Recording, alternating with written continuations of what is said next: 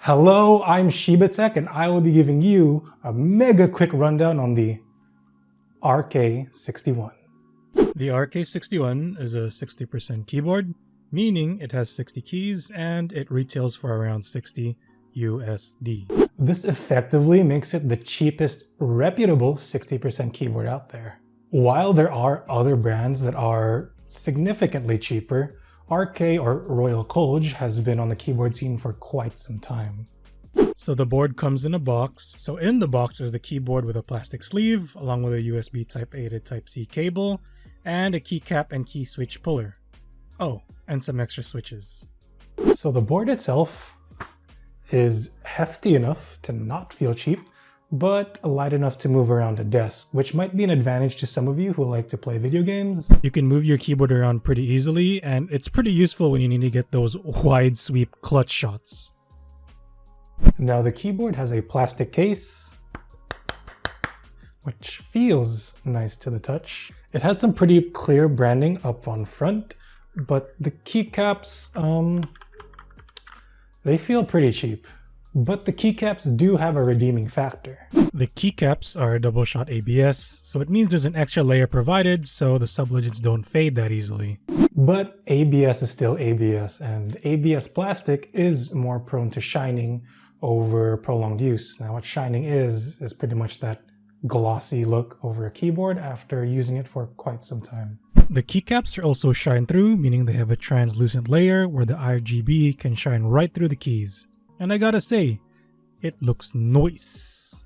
The RGB is bright and vibrant, and bright enough for me to be able to read a book at night.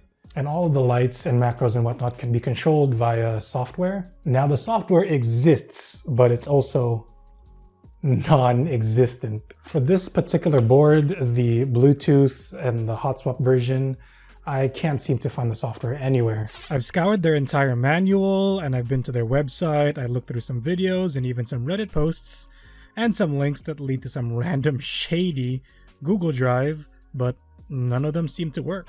There's different softwares available if your board is Hotswap or just blue backlit or in different configurations, so it gets a little confusing, which is a surprise since I've had the older version of the RK61 about a year ago, and it had software control. I mean, it was terrible, but it had it. I was a little hesitant to even include this in the video since I might not be looking at the right places for the software.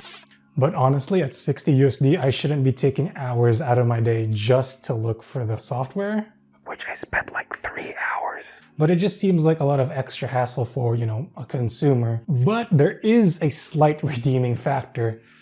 Other than the software, the board has on-board controls. This is accomplished by pressing the FN keys in conjunction with other keys to perform functions such as toggling the RGB or Bluetooth mode. Now my particular model is using Bluetooth 5.0, which all you gotta do is slide a button on the bottom of the keyboard to on, and then long press FN plus Q to start pairing. Now it can work with up to other 3 devices at the same time, so the keys Q, W, E all indicate a Bluetooth port that you can connect to depending on what's paired with what key. Bluetooth 5.0 means that there is hardly any latency between your Bluetooth device and the device you're planning to hook it up to, meaning there should be almost no lag when playing video games or with any other activities really. Honestly, with my experience, it makes no difference when playing video games unless you're like some pro gamer MLG status, you know what I mean? I can confirm via Device Manager that my particular device is indeed running Bluetooth 5.0. The range is also pretty far, as you can see here. Yeah. In my testing, it's also worked when I'm even outside of the room. Although, if you plan to use this keyboard on a shared device, don't forget to turn off the Bluetooth. I've had someone else use my PC and he was freaking out because apparently the PC was typing on its own when I was trying to use my keyboard on my cell phone. My cell phone. Shiba Tech. Yeah, Dad. Why does the family PC say searching for hot single furries in my area? It's probably just, a virus. Okay, but it's also searching for enlargement cream? What's enlargement cream? It's malware, Dad.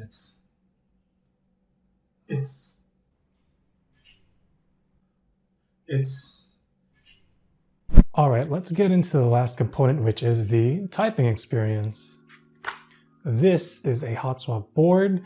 There is a minimal wobble and the switches slide into the PCB real easy. The version I got is the red switch version, which sounds like a red switch. We'll have a typing test in a second, don't worry. So now the stabs, which are these elongated things behind your longer keys that stabilize them.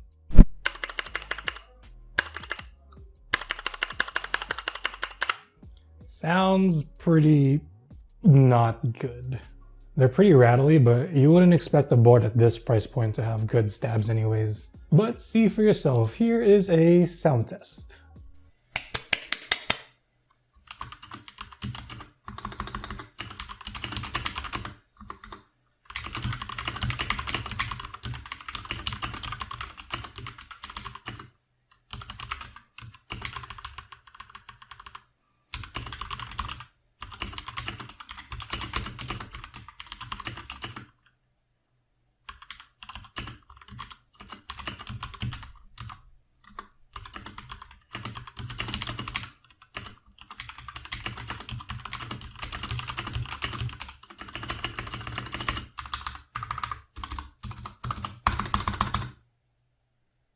So it sounded like a stock keyboard. So if you want to hear what this board sounds like, modded, you can click on any one of the cards over here, I don't know. Depends if I've uploaded the video, and if not, stay tuned. So overall, this board is good. It delivers on all the things it advertised it said it would, but it does come with some competitors. The strongest competitor it's had is the Anpro 2, which is a stellar board on its own, but the lack of hot swappability and its higher price point makes the RK61 a better board overall. It also competes with a Gk61 or the Sk61, which differs in types of switches, and in all honesty, personally, I would prefer those boards more since they're more customizable. However, the Bluetooth model for those boards come at a much higher price point. And if you can just shell out an insy bit more money and you don't mind the color or the switch layout, then the Keychron K6 might be the best bang for your buck. But for my final verdict, for a 60% keyboard at $60 at its price point, it's a good buy. The software isn't necessarily a deal breaker for me, and it hits all the marks. There's plenty of other 60% keyboards that come from different brands at lower price points. However, Royal College is a tried and tested brand. I'm not paid to say that. I wish I was paid to say that, but I'm not. Brand name does have its merits when it comes to construction of the board, how well it's been reviewed, and how well it's been tested over the years. So if you're looking for a safe budget buy, the Royal College RK61 is the best bet for your buck. Anyways, that's all for today. Shiba Tech out.